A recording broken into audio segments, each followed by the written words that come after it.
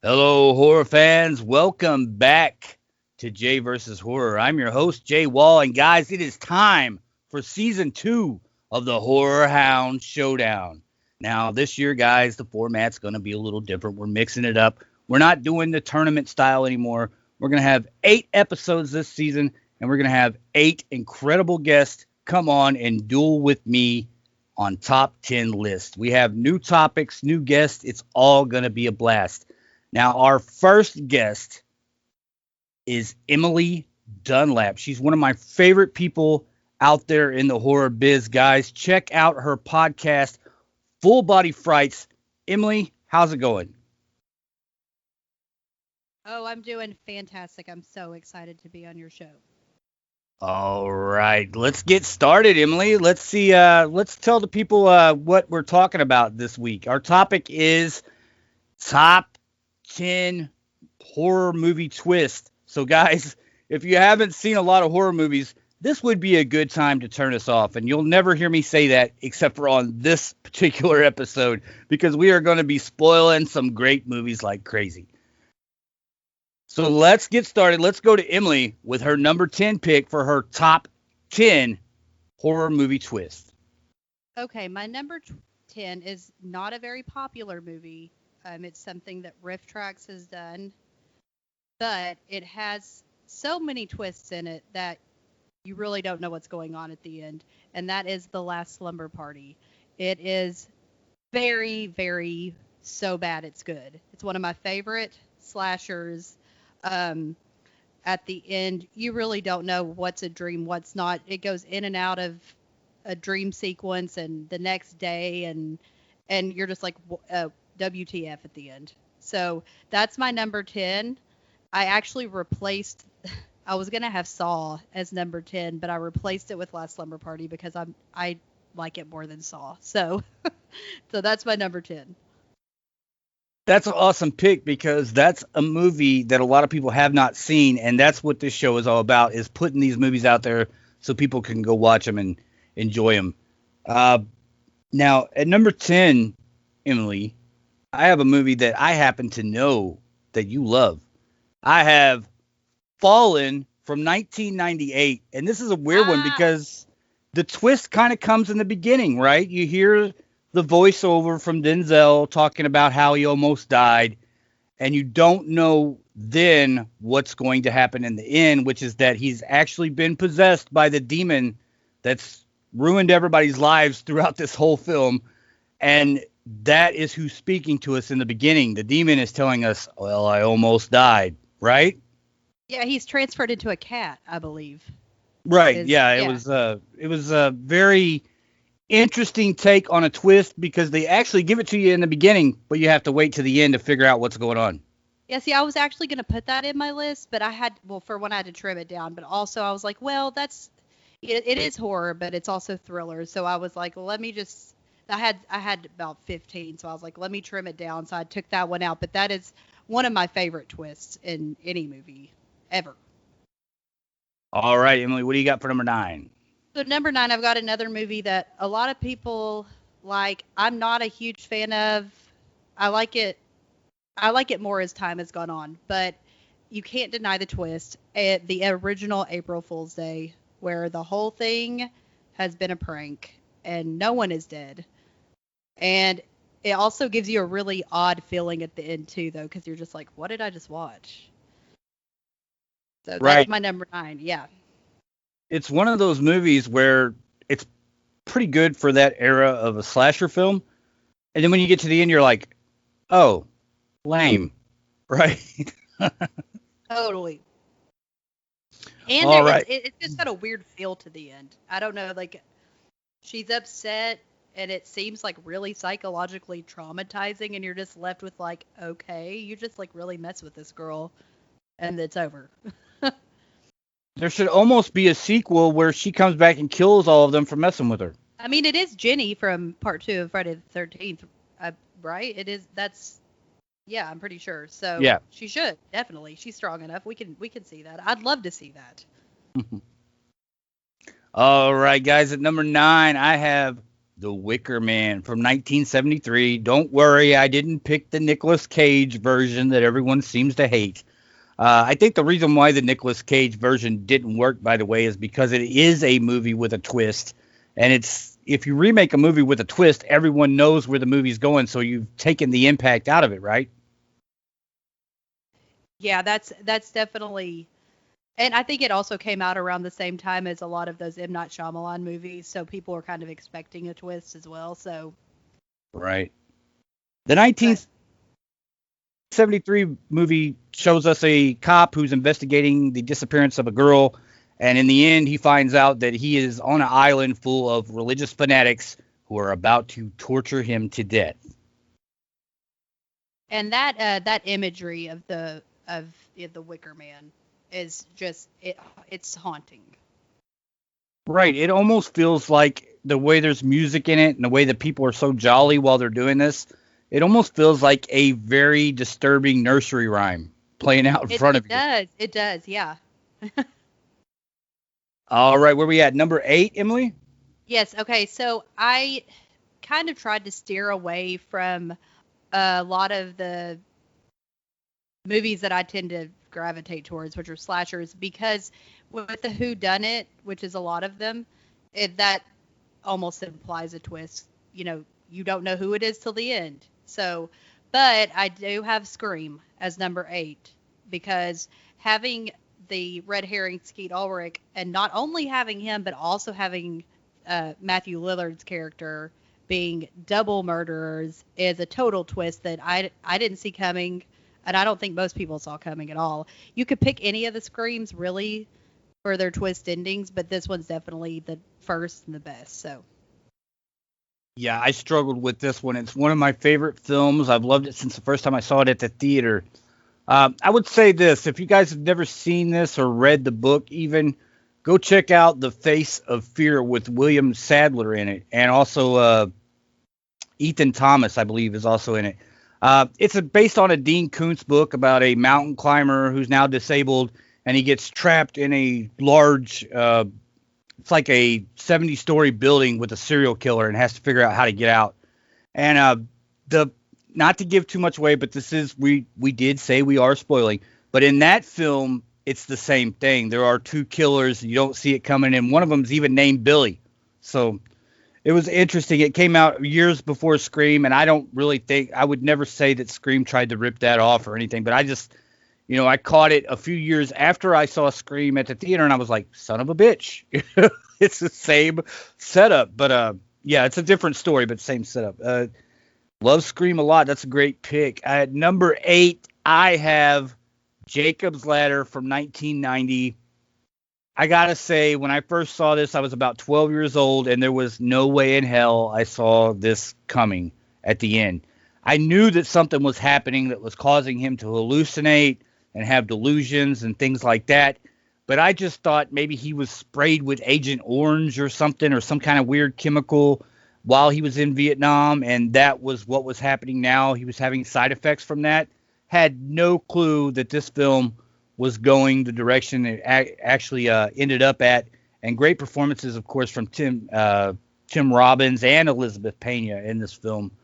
So that's what I had at number 8, Jacob's Ladder. What yeah, do you I'm got? not going to go too far into that because I might have it on mine as well. But but yes, I thought the same thing with like the Agent Orange, and also the I will say that one of the things that scares, like actually will scare me in a horror movie, is that shaky, it's like body horror where they shake really fast. Yes. And that is in that movie so much, and it freaks me out. All the imagery in that movie just freaks me out. Ugh. I'm glad you brought that up too, because that's been used so many times since then, and that may be the first time I remember actually seeing that kind of scene where I they had agree. the fast Yeah. shaking body that looked like a mummy or something. Yeah, I don't think I'd seen it before that either. Um, So I guess we're on to my number 7, right? Yes, ma'am. Okay, so my number 7 is Night of the Living Dead.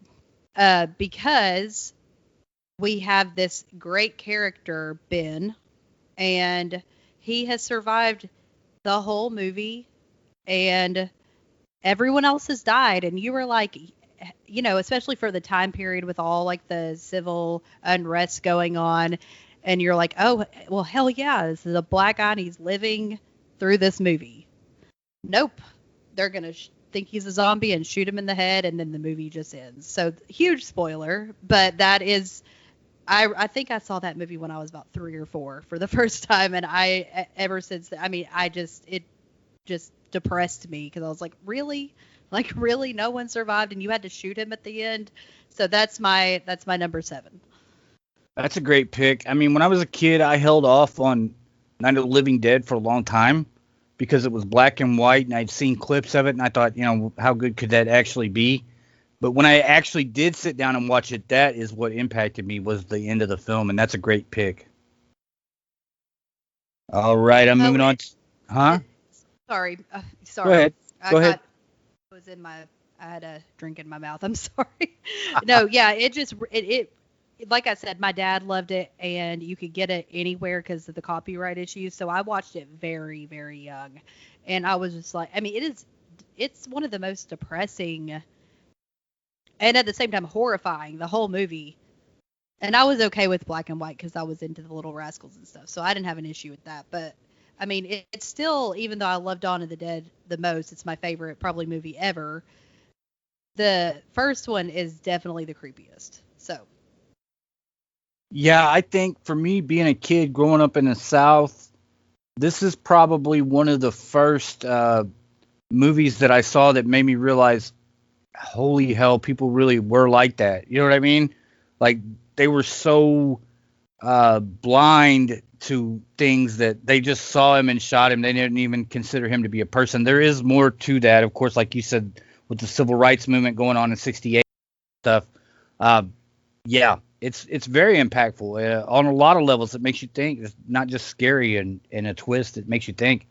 Uh, and also, Emily, I'm gonna have to tell you that my favorite of the series is Day of the Dead. So we have to disagree on that. I kind of thought, you know what? I saw you as a Day of the Dead. Like I can pick him out because I'm so obsessed with Dawn.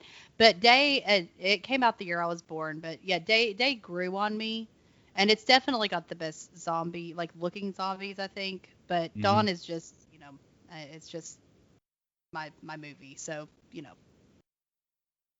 All right, moving on, guys. At number 7, I have Frailty from 2002. This one has a couple twists in it. I would say one of the twists in the film, which I actually figured out while I was watching it with a couple other people, and not to say that I'm so smart, I figured it out. I was just sitting there and I was like, wouldn't it be crazy if this was all true? And so we get to the end and we find out Bill Paxton's not crazy. And it's our cynical nature as human beings that leads us down this road to believe that he is crazy in the first place. And so it's a sobering reality when you find out that he's not crazy. God really told him to do this stuff.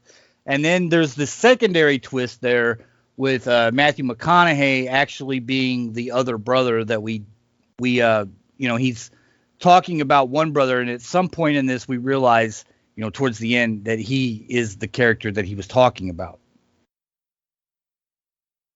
The son that believed the father, that believed what he said and wanted to, uh, carry on his work. The other son actually became a serial killer because he was so messed up by what happened. This guy was actually out there doing the Lord's work. I'm not a religious person myself, but this film had to be super reaffirming for people that are. So let's move on. Emily, what do you got for number 6? okay, for number 6, I have Get Out, which I think goes hand in hand with pretty much with Night of the Living Dead. Honestly, I will admit that I'm not a huge fan of the other Jordan Peele. I mean, I like the show, but his other movie, Us, I have yet to see Annabelle, but I'm not really a big fan of his Twilight Zone um, remake. But Get Out's great. The twist, I saw some of it coming. You can see some of it coming, but you don't expect it to be on the level like with Allison Williams, is that her name? Mm-hmm. Uh, with her going as crazy as she goes, and with the characters actually being like their relatives that are dead. It just goes way further than you would expect. I mean, I think you do expect a twist, but not to that level. Right. It's a very strange film because it feels kind of racist, but then at the same time, you're like, it's not really racist. I mean, I don't know if it is or not because these white people want to be black people, so they can't be that racist, right? And Yeah, it's and they're yeah. I mean, but they're so over the top about. I would have voted for Obama again. You know, hmm it's like it's. I've heard people that I know say stuff like that, and I'm like, okay, you're just being like over the top, like. Okay, you're trying to prove you're not racist. Like, we get it. cool, you know, like we get it. Like, and that's you get that feeling from those characters. So So yeah, that was a great pick, and I agree with you too. I think Get Out is the far superior film between Get Out and Us. For me, Us is okay. I would say Us has great performances, acting performances, for sure, yes. but the story is just so illogical. It's like you could drive a Mack truck through some of those plot holes in that movie. It reminds me of a Ryan Murphy joint because like I enjoy some of that stuff, but it just gets so convoluted that you're just hmm like, oh my god, like, and then you forget, oh yeah, this happens, and oh yeah, there's this whole new storyline. It's like, just pick one thing and stick with it. Let's just do that. All right, at number 6, I have Orphan from 2009. Uh, I put this one in there because I thought it was pretty shocking. I didn't see it coming. And also, I was very relieved. This is probably the only twist in horror movie history that when I saw it, I was like, thank God that that's what's going on here. Right? Because Yeah. the girl is like, you know, sexually enticing the older man. And that's very uncomfortable in that film. And it's not till you get to the end when you see the twist that she's actually like 35 years old or something that you realize, oh, well, that's why. You know what I mean? And you kind of like, oh, I can take my guard down now. It's not going to go any further than that weirdness, you know? Right. Right. You don't feel as like such a weirdo after that happens. Right. Um, yeah, I know I agree with that. I didn't put it on my list, but it definitely was in, when I was thinking about the list, it definitely was one of the ones I thought about, having in there. So, I guess my number 5 is Jacob's Ladder, and we've already discussed it. So, I actually did not watch Jacob's Ladder till about 5 years ago, maybe. It was just, I think I kept getting it confused at the video rental store with Serpent and the Rainbow for some reason. I really don't know. Maybe they were near each other. I'm not sure. But I don't know the front of it. I just didn't want to watch it as a kid. And I'm kind of glad I didn't because as an adult, I think it just worked a lot better. And I love Vietnam films and I love horror films and I love like what WTF films and it's all there. So, You know, I actually totally understand what you're saying because if I remember correctly, when I was a kid, I think Jacob's Ladder, the cover of that box shows Tim Robbins laying down. And I don't know if it's the scene where she dips him in the ice tub or what, but it's like a scene of him laying back.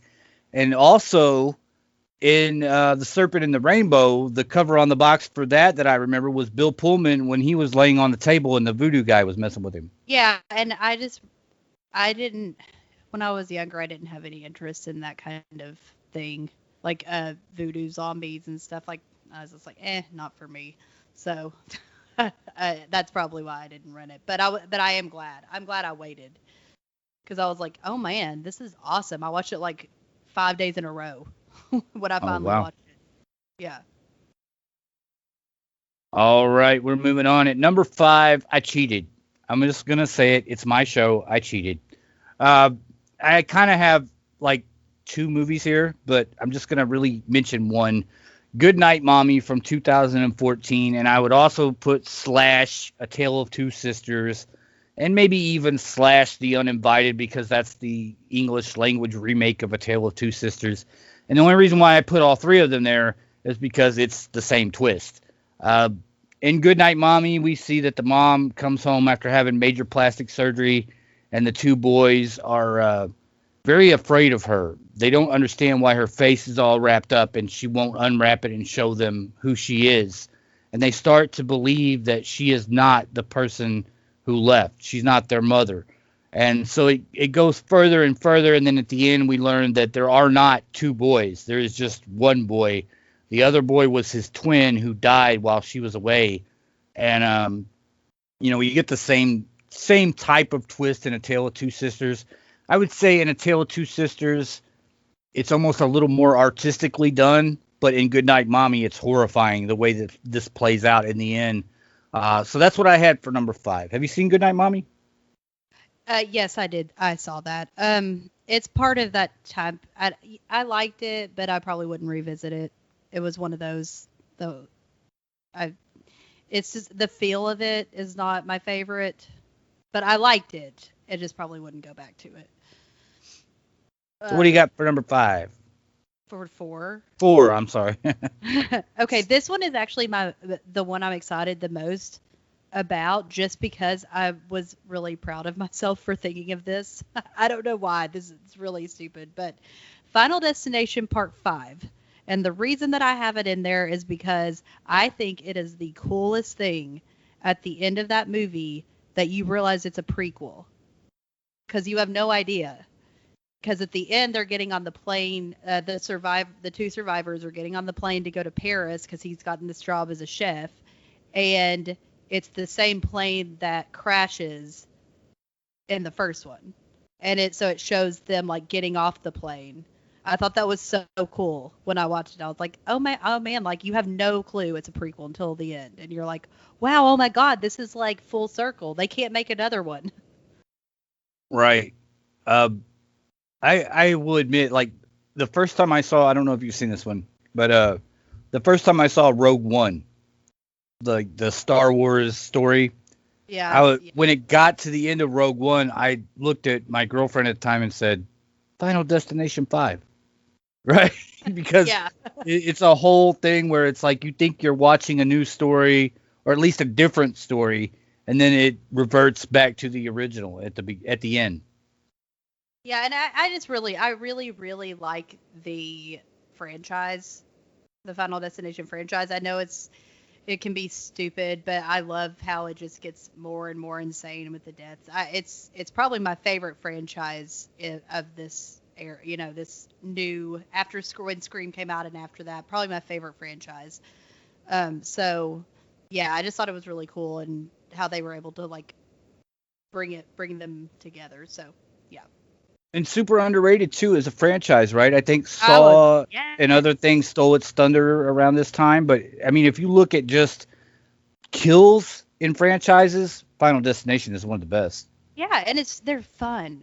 Like the Saw movies to me, yeah, this is just me. I don't like the Saw movies. I don't like Hostel. I don't like this torture porn stuff. I'm just not a fan of it. I don't have anything against other people liking it. It's just not for me. It's just too dark, and I like to have fun with my horror movies, and these definitely give you a fun time, and you can be mindless and just watch it, and it's over, and you get some good kills, and they're the kind of kills you laugh at because they're so fun. I would totally agree with that, and I like all of them, but for me, part two and part 3 are my favorites. Oh, I Just love part 3 because of yes, the whole amusement park thing. I've always been afraid of that. Part 3 is by far my favorite, and 2 is good too. Yeah, I mean they're all good, but and then part 5 has the gymnastics uh death, which I was a gymnast, so that really messed with me because I was like, oh my God, I can see that happening. wow. All right, guys, moving on. At number 4, I have Seven from 1995. Uh, I have a lot of fond memories about this film. Most of them revolve around my dad, who took me to see this movie when I was 15 years old. And the ticket guy at the booth, we had one of those big marquee theaters back then. And the ticket guy at the booth looked at my dad and he said, Man, I've seen this I don't know if you want to take your kid to it. And my dad looked at him and said, you don't know my kid. Shut up. And bought the tickets. That sounds that sounds about like my dad. Yeah. And so we get this great story with Brad Pitt and Morgan Freeman playing detectives who are trying to figure out what's going on with the serial killer who is, it's the seven deadly sins, of course. And when we get down to the end, the way this film wraps up with what's in the box, what's in the box, uh, you instantly realize that the bad guy won.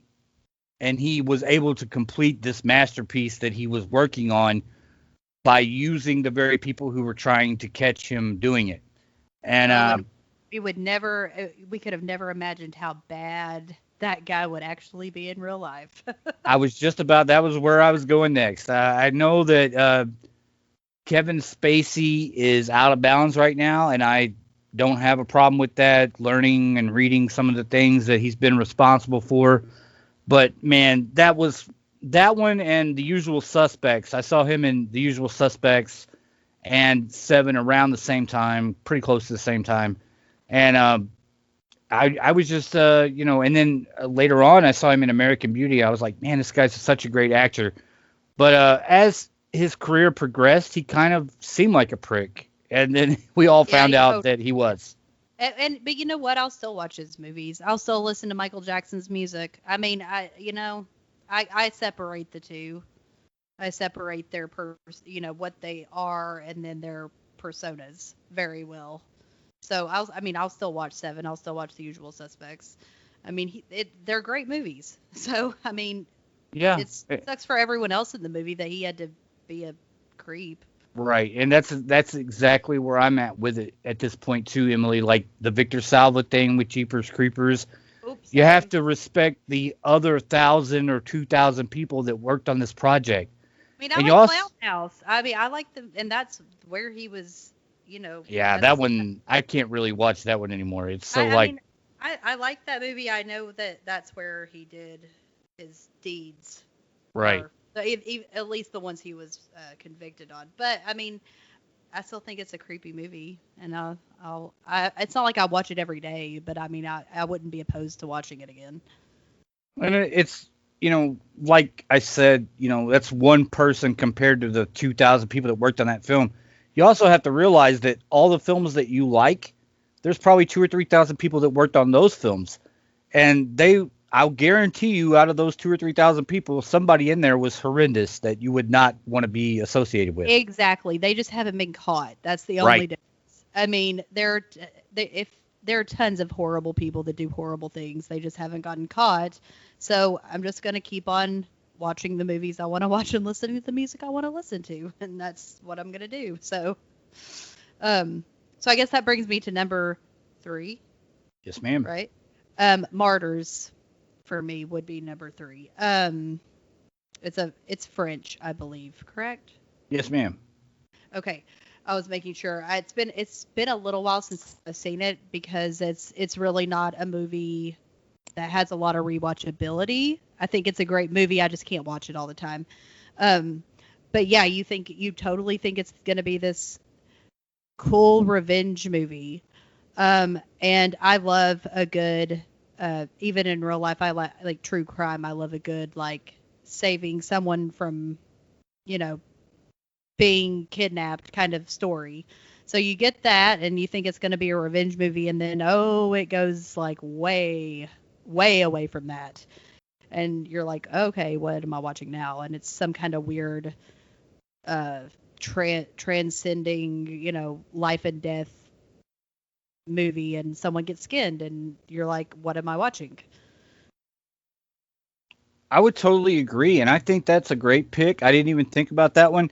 I'll tell you what, like for me, Martyrs has several twists in it, right? Like I did a WTF moments in horror movie history, and one of my favorites was the scene where the family is eating breakfast and they're just talking about their day, and then the father goes to open the door and there she is with the shotgun. Um, A great scene. Oh, it's so good.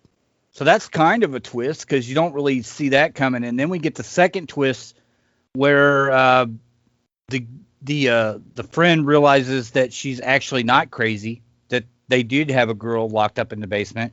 And Hmm. then there's the third twist when the cult members show up. Right.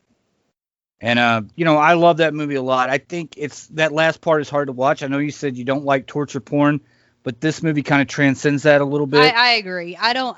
Yeah, I agree. I think that that's the skinning scene and all that. I think those. Yeah, they're hard to watch, but I think they're necessary for the kind of movie this was.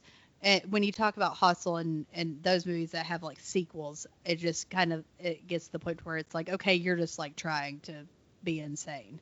But this had a point. You needed to have that Right. to show like because their whole point is trying to figure out like how between life and death like that moment. And I don't know how else you could really get to that without skinning a person, I guess. And when you watch that last, 30 or 40 minutes of Martyrs, in my opinion, they're asking you as an audience member to become a martyr. In a sense, they're asking Yeah. you to make a sacrifice. You have to watch the rest of this. We gave you 2/3 of a perfect horror film, and you have to watch the rest if you can make it through it. I totally agree with that. Yeah, and it's a beautifully shot movie, and and has a lot of artistic qualities that make it not torture porn to me. Like it just has so many different layers, I guess. So at number 3, I have Saw from 2003. I took a I can't this is so sad, but I can't even remember what her name was, but I was on a date and Oh gosh. went to see this movie, and I swear within she fell asleep watching the movie like 20 minutes into it, and I was just this is one of those movies where I was looking at her like, are you for real? You fell asleep watching this? And so when we get to the end of the movie, yeah, it just when we realize that John Kramer has been laying in the middle of the floor the entire time watching this all go down, that got me. I mean, I didn't see it coming really. I was so busy trying to figure out who done it, or if any of these characters that we had seen were actually involved, that I totally dismissed that dead body in the middle of the floor. And or it's odd that they tell us everyone's story, the detectives, the photographer, the doctor, they tell us everyone's story, but they never really talk about this guy who's dead in the middle of the floor. I mean, they talk about him a little bit, but when we get to the end, it was one of those movies where I was like, slap myself in the head, like, of course, it's so perfect, right? It's such a great ending. I'm not a fan of all the Saw films. I like Saw. I think 4 and 6 are pretty good, but the rest of them are, less than, I would say. Yeah, I'm just not a fan of them, and I mean, but like I said earlier, it's a good twist. I'm not saying that it's not. It's just that like I don't know. I felt like it was it was so out of left field that it didn't make a whole lot of sense to me. I mean, I understood it, but at the same time, I was like, oh, it was almost like a cheap shot twist to me or something. I don't know. Oh, It, I agree with that. I mean, it's a lot like Friday the 13th in the sense that, okay, in the sense that we don't know who the killer is until the end. And then, I mean, we never see in the first Friday the 13th, you only see Jason at the end. And then Jason becomes the killer in part 2. Well, in Saw, we realize that John Kramer is the killer at the end, but we really only are introduced to Tobin Bell as a character in part 2. right? Yeah, that's the one with Donnie Wahlberg, right? Yes. The other Wahlberg. The other, yes, he's the one that wasn't in Boogie Nights. The one that married Jenny McCarthy for some Oh reason. right, oh right, yeah, I forgot about that. That was a mistake. Sorry, I mean, I don't really care if she hears this and that upsets her. So, She's I, not my favorite person I either. don't think she's a lot of people's favorite person, but I guess he loves her. So I wonder what Mark thinks of her. Anyway, that's going off into a whole different thing. But um, okay. So my number two and one are gonna. I feel like they're just pretty obvious, but that's why they're my number two and one. I mean, they're classic. They're obvious.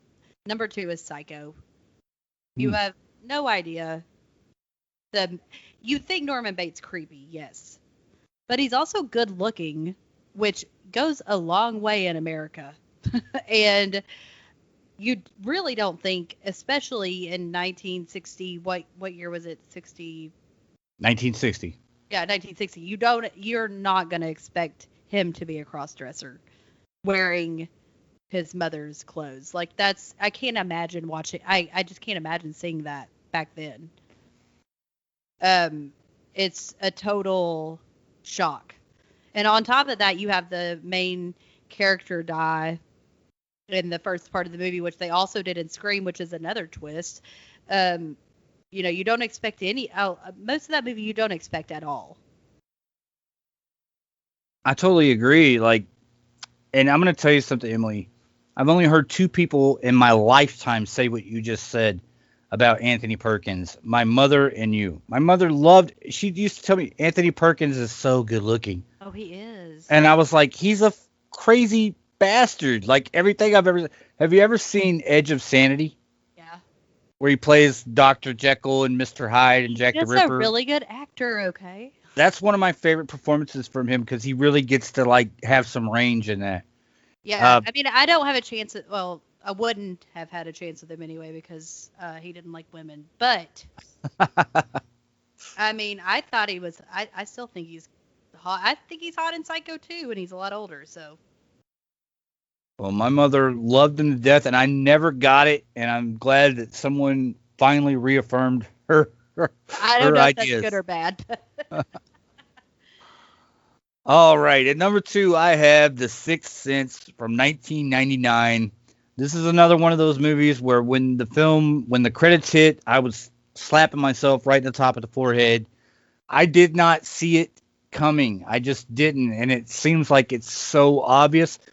And The Sixth Sense is one of those movies that the twist is so effective that when you go back, you can watch the movie a second and third time and still get as much enjoyment out of it as you did the first time because now you know what's going on and you see all the little things. You're like, oh, okay, well, hell yeah, that makes sense. And but yeah, we find out that Bruce Willis is a psychologist who has been dead the whole time. Yeah, it's a good party. That's one of my favorite party tricks is because everyone's seen it, but I just like to scream Bruce.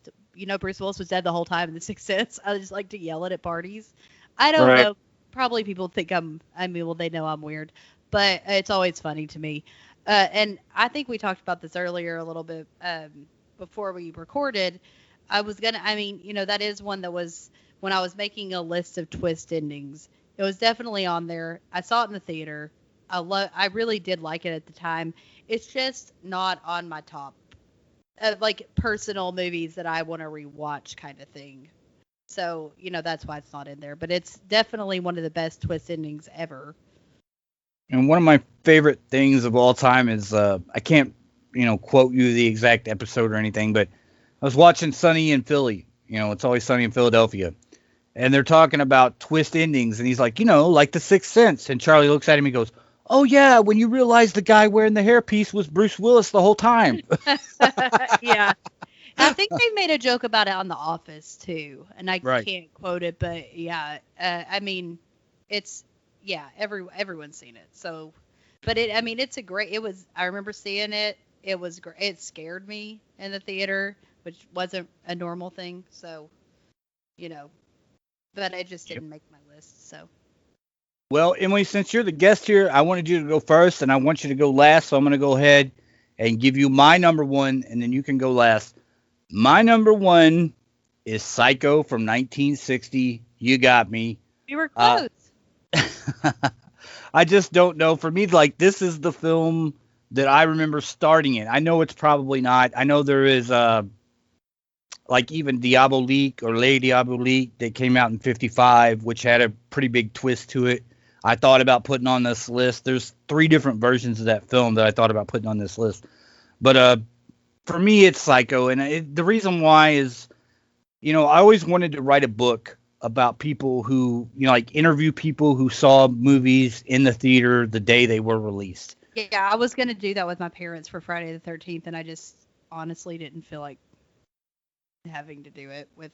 It would have been a whole thing, but yeah, I think that's so interesting because seeing it for the first time in the theater is so different.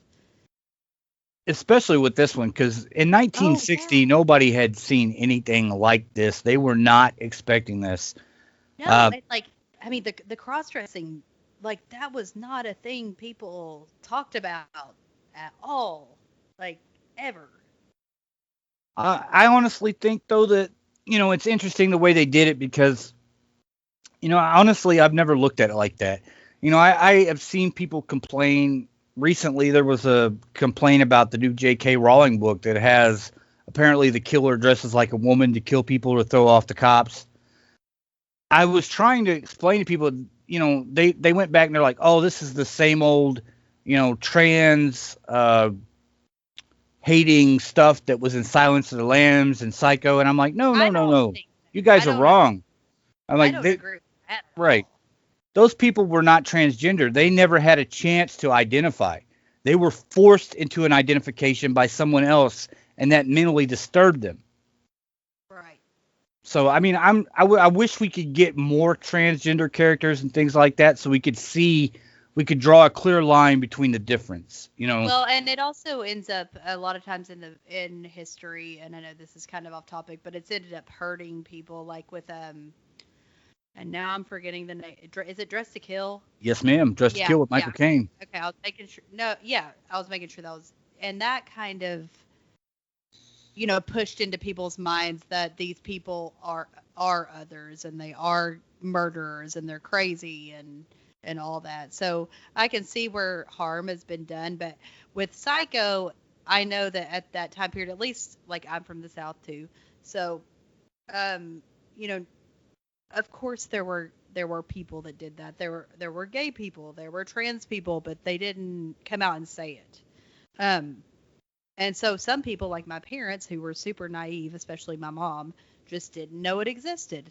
And so I can't imagine her seeing that for the first time, being like, "What is going on?" Like, "What is this?" Because she just, and it's just because of the time period and where she lived. It's not because she's hateful towards those people or anything like that. It just was a new thing for a lot of people. They just hadn't experienced it. I think the best way to explain it, I've tried to explain it to people before. Go watch Silence of the Lambs. Listen to Dr. Lecter's explanation. If anybody would actually listen to that, they would stop hating the movie for what it's done, because he says very clearly when he's talking to Clarice, he tells her to check St. John's and Johns Hopkins or something like that for the sexual reassignment centers. And she's like, no, no, no. She's like, there's no correlation between violence and transsexuals. Transsexuals are very passive. And he says, Billy is not a transsexual. He's tried to be. I'd imagine he's tried to be a lot of things, And he gives her the spiel, but his pathology is 1,000 times more savage. He's not transsexual. He knows he is different and wants Right. to identify with something. So this is what he reaches to. Yeah, and his is a psychopathy. It's not a uh it's not a gender assignment or fluidity. It's a psychopathy, which is different. Although it took forever for the psychological DSM to catch up, but all that was before in the DSM as like a mental illness. But what he had was a mental illness. It was not um, a, anything else but that. Is I think that's what you're saying, correct? I think I heard that. Absolutely. That's exactly what I'm saying. And I think if more people went and watched these movies instead of just like, oh, I know what that movie's about, they would understand. Well, okay, so I'm gonna give my number one, but I kind of want you on the spot. We did not plan this. I kind of want you to guess what my number one is. Well, I'm going to guess with the conversation that we I just think you'll be had, right. I think you'll be right. and being as one of my favorite friends on Twitter that talks to me quite a bit is Felissa Rose, I'm going to guess that your number one is Sleepaway Camp. And you would be correct. So Of course it is. It's so I know it's obvious, especially for me, and I'm obsessed. I love Felissa Rose is just an angel. I have a I think I freaked her out when I met her, but not a lot. She was like very happy because I was like, I love the baseball scene and I love this, and I was like sweating, and we called Ricky, the guy that played Ricky. We were talking about his bleached tips now. I mean, it was insane, but best moment of my life. Um, but yeah, so this is definitely my number one. I think anyone would probably guess that if they know me at all. Um, the first time I saw this movie, I was at my friend's house. We did gymnastics. My best friend from gymnastics, and we always got to watch horror movies, and not a lot of our friends were allowed to, but our parents didn't care. So we were probably like in third grade, I think, and that ending came up, and this was a bad VHS copy, so you don't. It's harder to see as much, but we knew what it was, and we ran like we didn't know what else to do, so we just ran around her house screaming at the top of our lungs because we didn't. I mean, it wasn't because we were scared per se. It was just like we were so shocked that we just were like, oh my god, we have to like get it out. Like we just ran around her screaming, and her mom was like, what are you doing? And we were like, she's a boy, she's a boy. And so it stuck with me. I mean, I don't know how you made a list without this movie, honestly. I mean, it's just like it's it's the only movie I won't ruin for people if they haven't seen it, God forbid. um it's just amazing. You don't see it coming, but it also makes sense. It's not just, it doesn't seem thrown in. Well, I did think about it when I was doing this list, but I decided to try to do as many just like one because all these twists have been copied and redone. Even The Sixth Sense, like 2 years later, the others came out, and a lot of these films, like once that twist was done, they've done it and done it and done it. And so I chose Psycho over Sleepaway Camp and over Silence of the Lambs. I mean, not even really in Silence of the Lambs, that's not the twist. I would say the twist in Silence of the Lambs is when you realize that Anthony Hopkins is in the back of the ambulance, right? But Yeah. uh, just the whole subject matter and everything, I really only wanted to go there once, and I knew there was a conversation to have, so I just went with Psycho. And no offense, Felissa, if you get to listen to this, I love you. Yes, please contact me. By the way. The first time I saw her, like I was talking to some other guys about this, and I was like, yeah, that scene is jarring. It's like a total juxtaposition and just throws you off. Uh, and it's so alien to what you expect to see there. And then the first time I saw Felissa Rose at a convention, I was hit with that same feeling again because I was like, holy shit, she's a damn good looking woman. Like, Yeah, and she's so sweet and right, feminine, and you're just like, okay. right. Like, It's very interesting. and it's the most fun movie to show to people, like to watch with people that haven't seen it. I did that.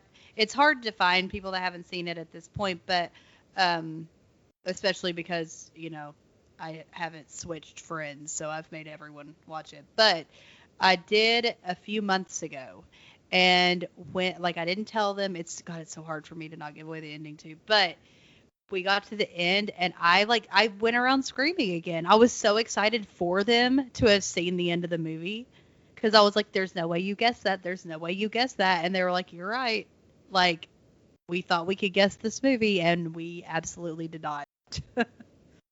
I I just flat out asked her. I think it was a couple months ago. I just flat out asked her. I was like, I just want to know, Felissa. I was like, why didn't you come back for the sequels? I mean, what was the deal there? Did they not offer it to you or what? She's It was like, no, they. college, wasn't it? Chewy wanted to Yeah, go. she said she was in college. They offered it to her, and she also said she read the script too, and realized that it was like going in a different direction where it's almost like parody at that point. I do love the sequels, and I think it's really sad that Pamela Springsteen, like, refuses to talk about them. Like, she hates them. She wants to forget about them. And I'm like, well, what else have you been in? I mean, like, what do you want to be known as, Bruce's sister?